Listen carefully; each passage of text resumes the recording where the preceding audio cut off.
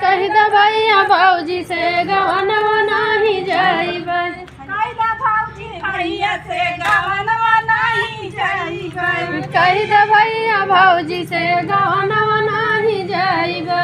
पहिली पठाउनी ससुर मोर आए। पहिले पठाउनी ससुर मोर आए। संगवा नाही जाइबे, संगवा नाही जाइबे।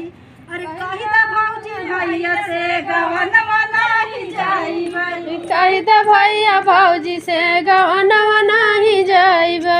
कही द भैया भैया से गवनवा नाही जाइबे। कही द भैया भौजी से गवनवा नाही जाइबे।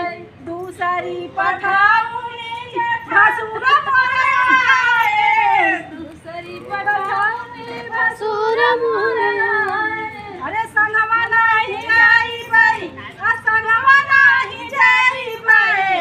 अरे कही द भौजी भैया से गवनवा नाही जाइबे।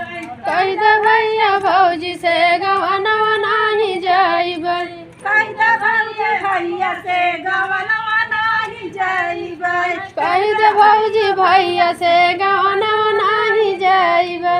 तीसरी पठाउनी देवर मोर आए। तीसरी पठाउनी देवर मोर आए। संगवा नाही जाइबे, संगवा नाही जाइबे। अरे कही द भौजी भैया से गवनवा नाही जाइबे। कही द भैया भैया से गवनवा नाही जाइबे। कही द भौजी भैया से गवनवा नाही जाइबे। कही द भैया भौजी से गवनवा नाही जाइबे। चौथी पठाउनी बनम मोर आए। अरे राजा चौथी पठाउनी बनम मोर आए। अरे संगवा चली जाइबे, संगवा चली जाइबे। कही द भैया भौजी से गवनवा चली जाइबे।